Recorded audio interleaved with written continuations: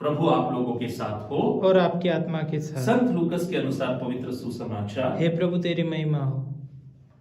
छठे महीने स्वर्गदूत गैब्रियल ईश्वर की ओर से गलीलिया के नाजरेत नामक नगर में एक कुंवारी के पास भेजा गया, जिसकी मंगनी दाऊद के घराने के यूसुफ नामक पुरुष से हुई थी, और उस कुंवारी का नाम था मरियम।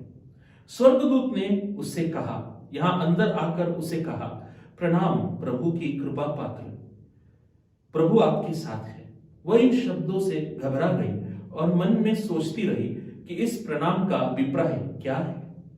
तब स्वर्गदूत ने उससे कहा, मरियम डरिए नहीं, आपको ईश्वर की कृपा प्राप्त है। देखिए आप गर्भवती होंगी, पुत्र प्रसव करेंगी और उनका नाम ईसा रखेंगे। वे महान होंगे और सर्वोच्च प्रभु के पुत्र कहलाएंगे। प्रभु ईश्वर उन्हें उनके पिता दाऊद का सिंहासन प्रदान करेगा। वे याकूब के घराने पर सदा सर्वदा राज्य करेंगे और उनके राज्य का अंत नहीं होगा। पर मरियम ने स्वर्गदूत से कहा, यह कैसा हो सकता है? मेरा तो पुरुष से संसर्ग नहीं है।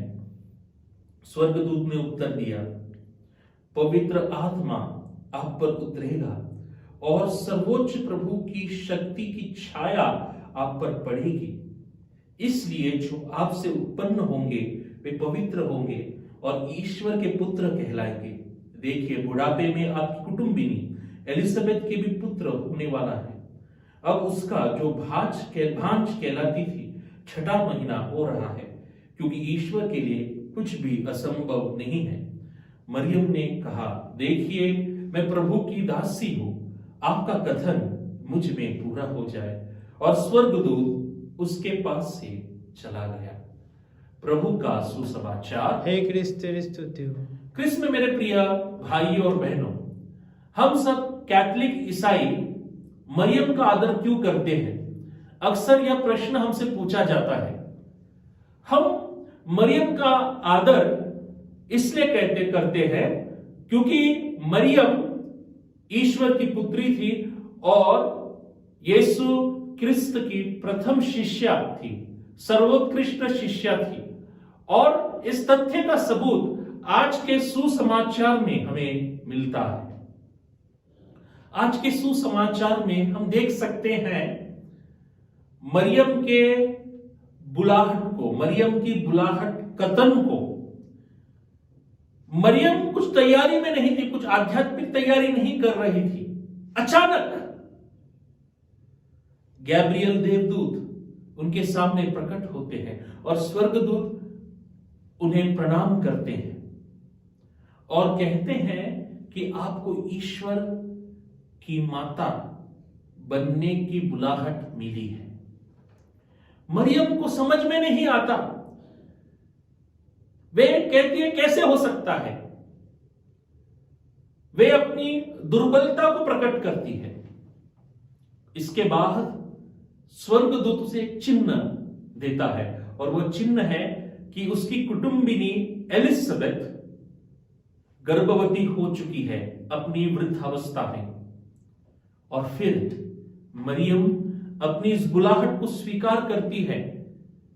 हमें मालूम है कि उस समय यहूदी समाज में, यहूदी नियम शास्त्र के अनुसार, यदि कोई अविवाहित कुंवारी मां बनती है तो उसे पत्थर से मारकर मौत के घाट उतार दिया जाता था। यह सजा थी।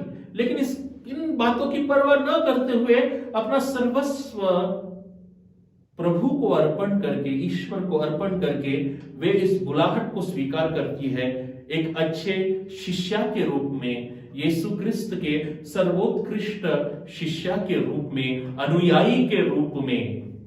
हम मरियम का बहुमान, सम्मान, आदर इसलिए नहीं करते कि वे वेलांकनी में प्रकट हुई या विभिन्न ठिकानों में, स्थानों में प्रकट हुई, फातिमा में प्रकट हुई। नहीं, हम उनकी मध्यस्थी की याचना इसलिए करते हैं क्योंकि वे यीशु क्रिस्त के सर्वोत्कृष्ट शिष्या थी। और उनकी बुलाहट कथन में हम इस तथ्य को देख सकते हैं। यदि हम पुराने नियम में जाएंगे तो मूसा की बुलाहट में भी हम समानताएं देख सकते हैं, इब्राहिम की बुलाहट में भी हम समानताएं देख सकते हैं। इब्राहिम को परमेश्वर बुलाता है, बुलाहट देता है और कहता है कि तुम्हें अपना स्वदेश छोड़कर जाना होगा।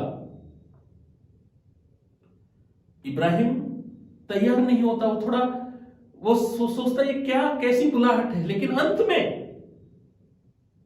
जब प्रभु से चिन्ह देता है, वो चिन्ह क्या है कि तुम्हारे वंशज आकाश के तारों की तरह होंगे।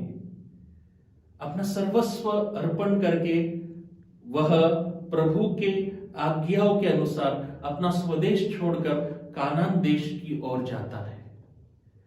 समानताएं हम मूसा के बुलाहट कथन में भी देख सकते हैं। इसीलिए इन महापुरुषों ने, इन नायकों ने इज़राइल के हमारे इस तारण इतिहास में, मुक्ति के इतिहास में इन्होंने महत्वपूर्ण भूमिका निभाई है। लेकिन उन सबसे कहीं गुना ज्यादा मरियम एक शक्तिशाली और सर्वोत्कृष्ट उत्तम भूमिका निभाती है। वह भूमिका है केवल इज़राइल की मुक्ति नहीं, राष्ट्र बनाना नहीं, बल्कि इस समुच्चय जगत के मुक्ति दाता की मां बनने की बुलाहट। इसीलिए हम मरियम का आदर करते हैं। और क्योंकि उनकी बुलाहट इतना पवित्र बुलाहट थी, निर्मल बुलाहट थी, प्रभु परमेश्वर ने उनके गर्भधारण के समय उनके आत्मा को आदि पाप से दूर रखा। परमेश्वर की कृपा उन पर छा गई और इसी तथ्य को हम आज इस महापर्व के रूप में मनाते हैं, माता मरियम का निष्कलंक गर्भधारण। और आज इस महापर्व को मनाते हुए हम प्रार्थना करें कि हम निर्मल बनकर, शुद्ध बनकर मरियम की तरह यीशु के अच्छे शिष्य बन पाए, अच्छे अनुयायी बन पाए, मरियम की तरह अपने मिशन कार्यों को पूरा करें, अपने प्रेरित कार्य को पूरा करें। क्या हम इसके लिए तैयार हैं? इस प्रश्न पर मनन करें। आमीन।